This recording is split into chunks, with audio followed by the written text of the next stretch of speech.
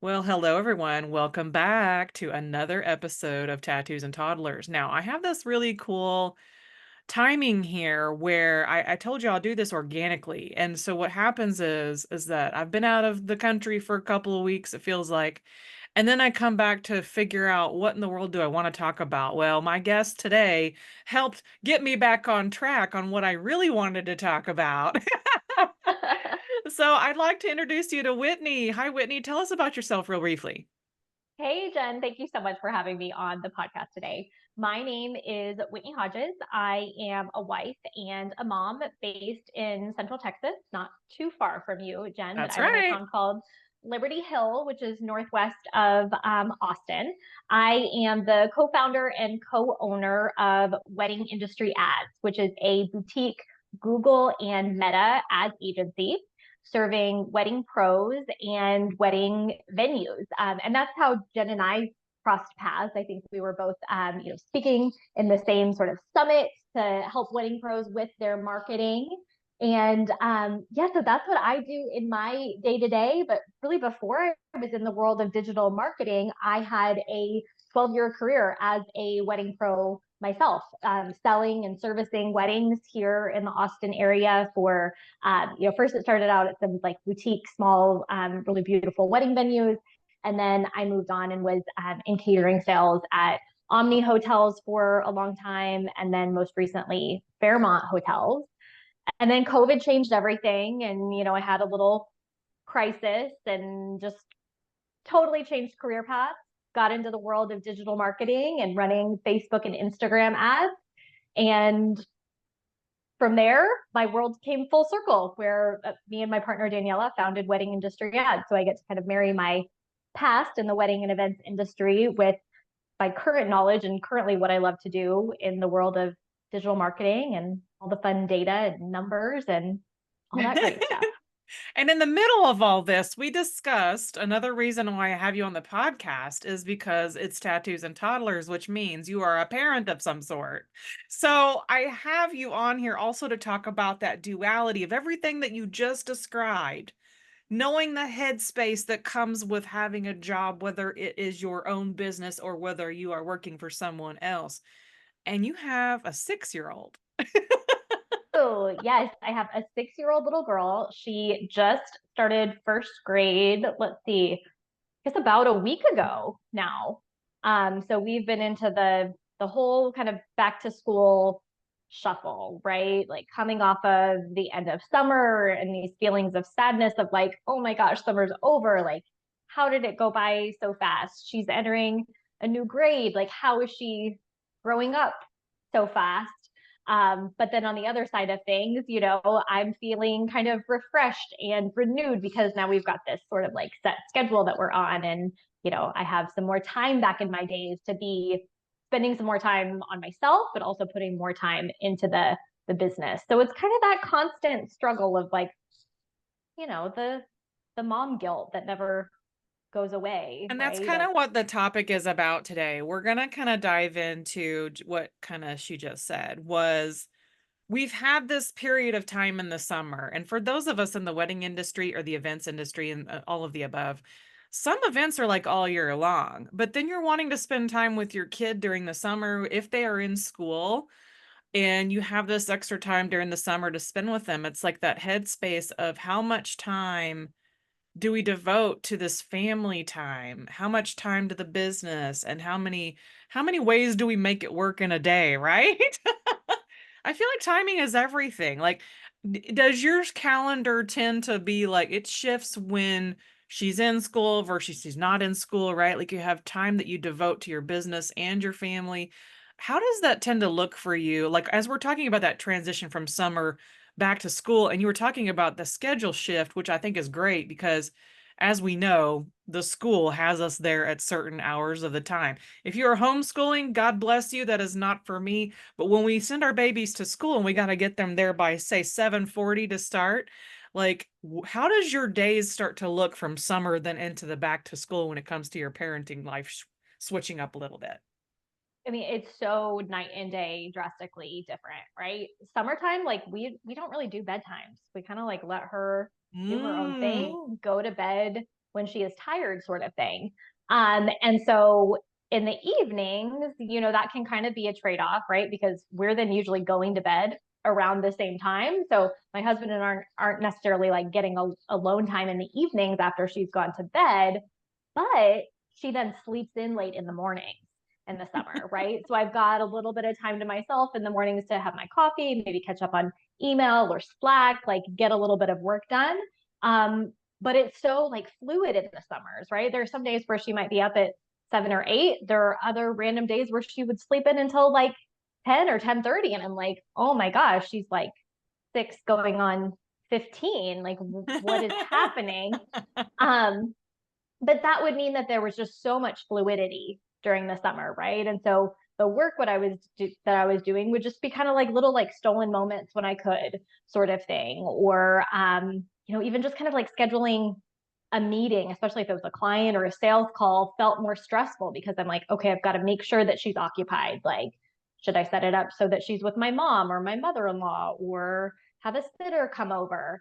So just so totally night and day different than where we are now with school being in session. And it's like, okay, the alarm clock rings at 6:15. We are up. We've got a set time that we've got to be out the door. And then I am home and I have really the house to myself. And I've got this like great, 4 or 5 hour block where I know that I can just be really dialed in and crank a bunch of stuff out in terms of work, but also schedule meetings and know that there's not going to be an emergency or crisis, or not going to have somebody coming into my office saying that they need a snack or something. No, I love that, and I love that your schedule is, kind of like does, in and out, in and out. Um, do you have also personal things that you do for yourself during the day that aren't work related, aren't mom related, aren't wife related, that are just for you to enjoy as you? Do you have a couple of things that you do in a day or a week, or are you one of those people that you forget yourself altogether and say 2 weeks go by before you do something for you, or do you work something like that into your schedule? So summer, I didn't really have the opportunity to do much of that at all, really. But now that we're back in school, I am like building in and scheduling the time for myself. So one of the things that I love, and I think if I remember correctly, you love this too, Jen, is Hot Works. So How's yes, that? yes. So I'm totally after going I there after we're done, by the way. Totally going there. Good, good. Yeah. So after I drop off Layla at school, I can hit up Hotworks and then come home and work the rest of the day.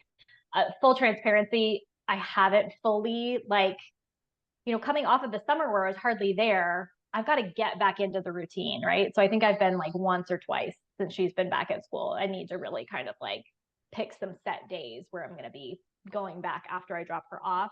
I try to get a facial once a month. So that's some really nice kind of like me time. And what else? Like lots of other just like little like self-care types of things, like a manicure, pedicure here and there, or getting my hair done. And that's really nice to be able to do those things on my own when I know that she's in school. But And other speaking stuff that like speaking of, if y'all are watching this on YouTube, you can see that her jacket and shirt matches my hair almost exactly in the hot pink. I'm just gonna throw that in there right now. I wore pink today on purpose, Jen, because I wanted to match your hair. Well, I love it because it goes well with your hair. Yeah. Thank you. But no, I think it's great because I just got back, like I said, from a really long trip. It was a very long flight. And, I was thinking to myself, it was 2 days in before I gave myself my own home face mask, right? Like, when you listen to your body or you listen to your thoughts, occasionally that have to do with just you and not your kid and not your family, not your business calling you every, 24/7. It's like every once in a while, just listen to that voice that says, "Go into the bathroom and put a face mask on." There is something about taking that little it's 10 minutes. Like, I set a 10-minute timer to leave it on for 10 minutes, and I go rinse it off, and I just feel like I don't know, I can't explain it. Like, you just have that little refreshing moment of, "Ah." And it's a nice break in between everything.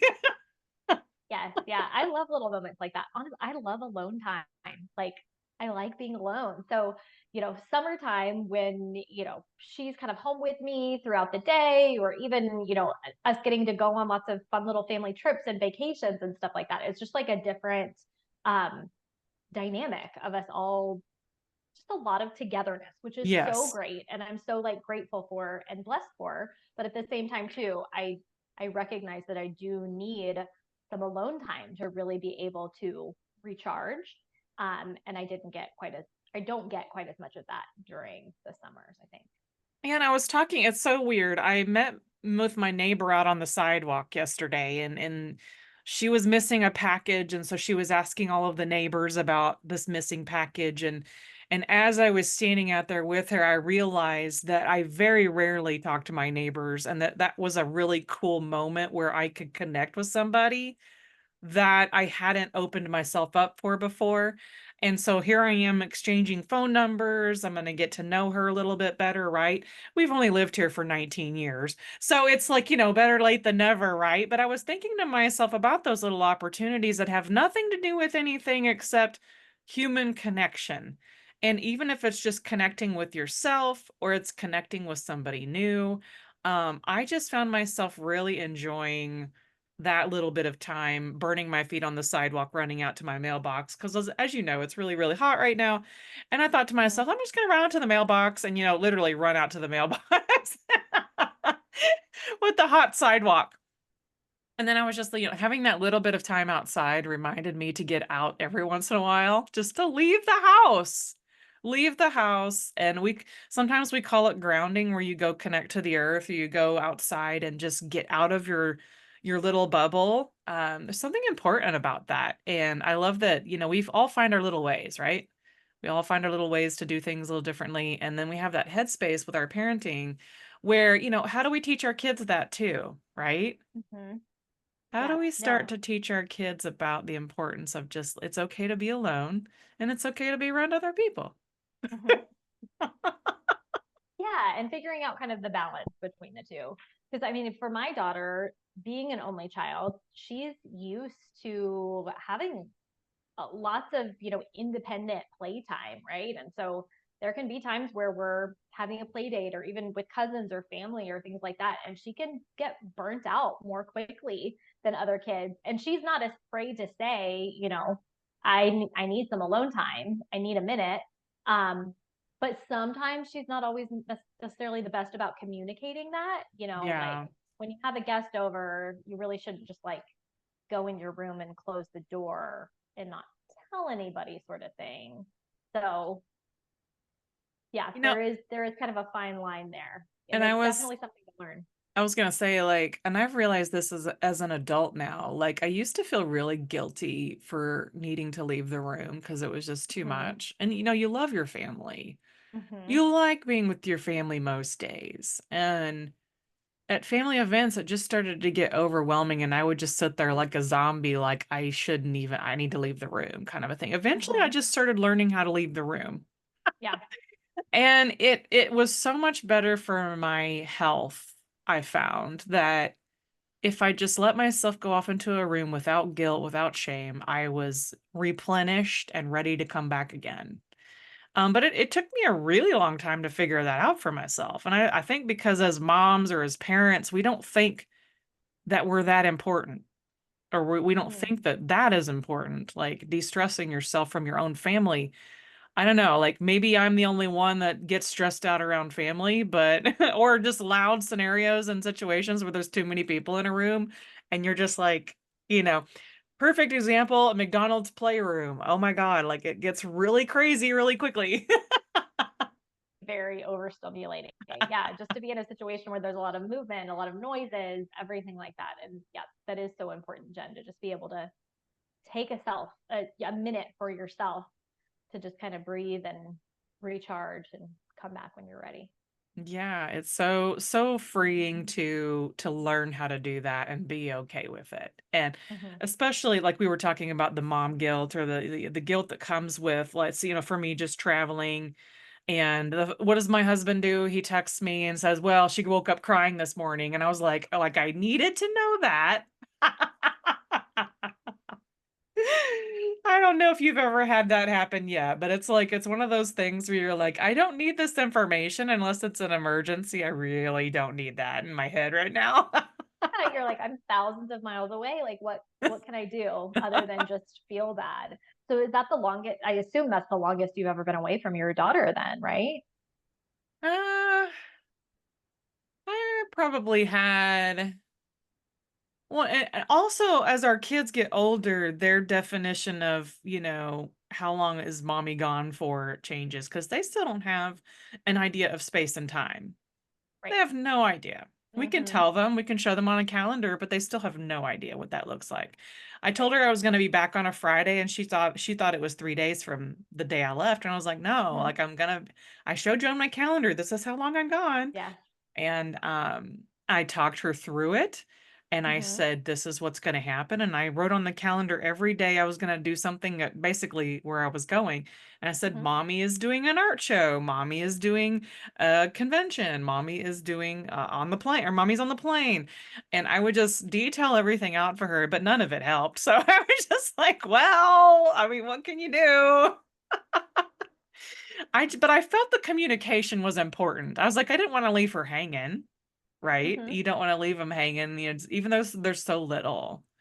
They can Absolutely. understand more than we give them credit for.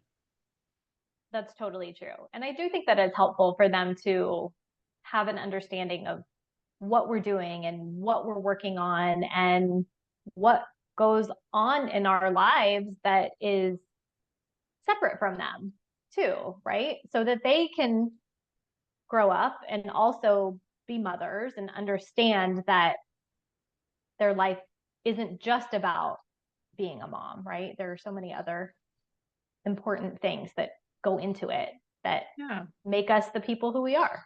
And has your daughter, like, talked to you about wanting to be a part of your life in certain ways? She As far as has, your yes. business and everything that you have that's separate from, the momming life and the wife life to her being wanting to, like, genuinely interested in what you do for your business. Yes. So recently she started asking more questions, just kind of trying to get an understanding of what it is that I do. And she seems to have a pretty good grasp on it. She has screen time, right? So she Yep. knows what ads are. She's seen ads on YouTube. She sees, ads Everywhere on we go, there's an TV. ad. Yep. She's playing a mobile game and an ad comes up. So she understands that what we do in our business is creating ads and she gets, what weddings are obviously, and that it's for the wedding industry. And I've shown her Canva before and she thinks Canva is really cool. Like she's kind of starting, I think, to maybe show an interest in graphic design. She loves art just kind of in general. I mean, that's her favorite sort of special at school. She's always doing crafts and different art projects. So I really want to try to keep teaching her Canva. And if she wants to work in the business someday or even someday soon, I think that there could be some really cool opportunities for her. That's the great thing about, and I tell people, even if you don't have kids, you'll never have kids, whatever, getting around these younger kids and seeing their creative process and how raw it is before they have been and gone through and lived 40 years more of life. I love having a small child right now because they do have this filter that is so different than, say, our generation. They're heavily more influenced by more digital things now. But I also love that my daughter will take that digital inspiration and she will go draw that thing with her hands. And I love that kind of art as well. And so it's so fascinating to see how she just leaps into a project. She will just leap into it with no fear. And I love and appreciate that about kids is they don't have a lot of fear, at least right now in their lifetime, that stops them from doing things they want to do. Have you had something happen like that with your daughter or yourself where you just kind of leapt into something and you didn't even think twice about it? Hmm. Oh no, I feel like I'm a bit more cautious. And Mm, so I don't know that there has been something, well, I mean, I guess in a way, when I did kind of start freelancing and first start doing Facebook and Instagram ads, I just had gotten to a point where I knew that I could not go back to my, corporate job, even when it was time for, you know, Everything to open. events to start happening Hmm. again. Um, but I did a fair amount of research, like trying to figure out, okay, what do I want to do? There was a good amount of soul searching. But then when I found an opportunity to join really this like online, mentorship, coaching and education program to be able to really learn not only how to run Facebook and Instagram ads, but how to start a business around it. Um, I really kind of went with my gut and jumped all in for sure. I was gonna say, yeah, there's a difference between I love the fact you had this really interesting balance of a lot of research first Mm-hmm. and then leaping into something. And that's a very similar story to what shifted for me also during 2020 is that you have to readdress life in that scenario. I was potty training that year. I had a photography business for a number of years.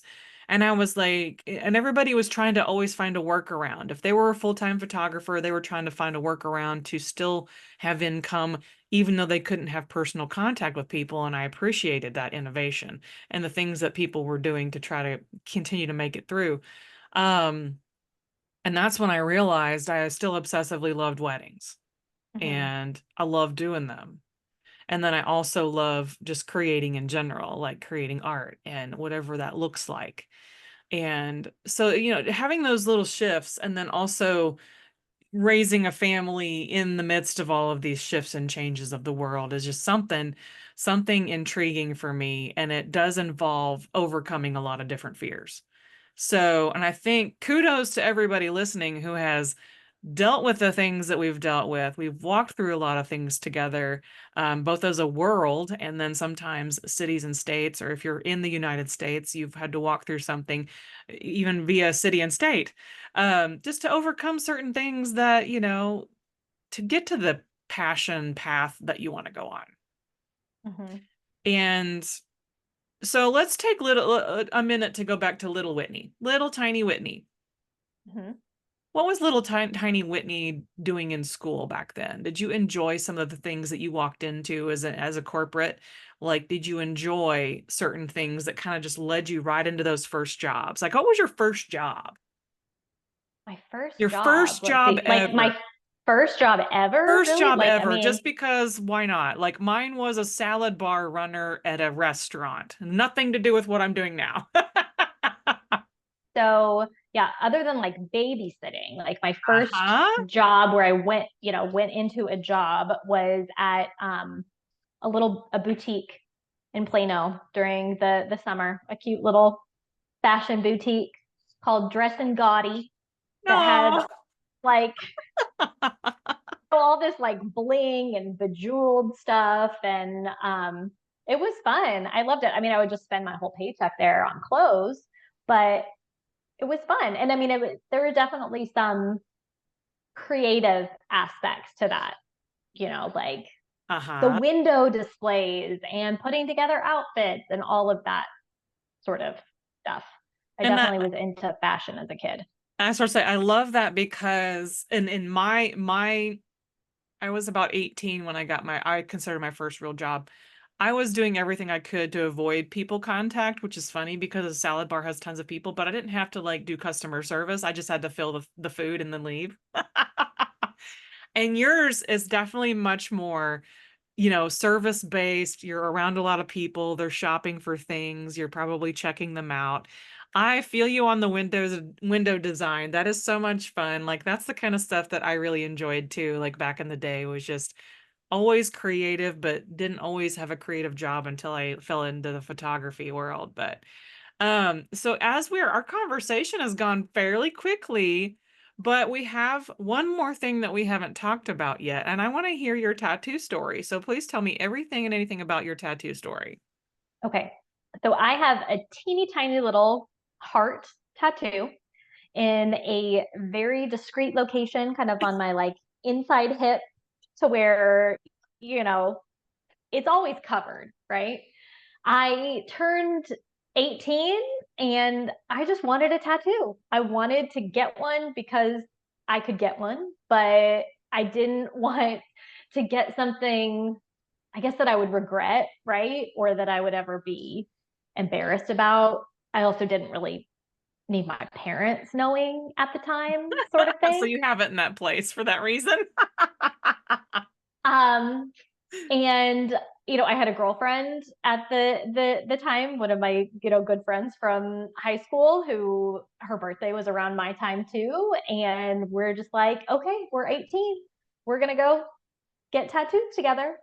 And we went to a tattoo parlor. I think it was in Dallas, and as this preppy little straight lace girl, I felt kind of out of my element, with all the tattoos and piercings and everything. Was it down in Deep Ellum or something? Think it was. I think it was. Which, I mean, I had been to Deep Ellum before. I think I went to a Fall Out Boy I concert started to in say Deep there Ellum was like heavy concert venues. before they were cool, or not before Yeah. they were cool, before they were big. I went to a Fall Out Boy concert in Deep Ellum. This was probably around the same time that I got my tattoo, actually. But yeah, she and I just got little matching tattoos, kind of in the same spot, and it was sweet. We lost touch after high school, other than just like, on Facebook, I see what's going on with her and her family.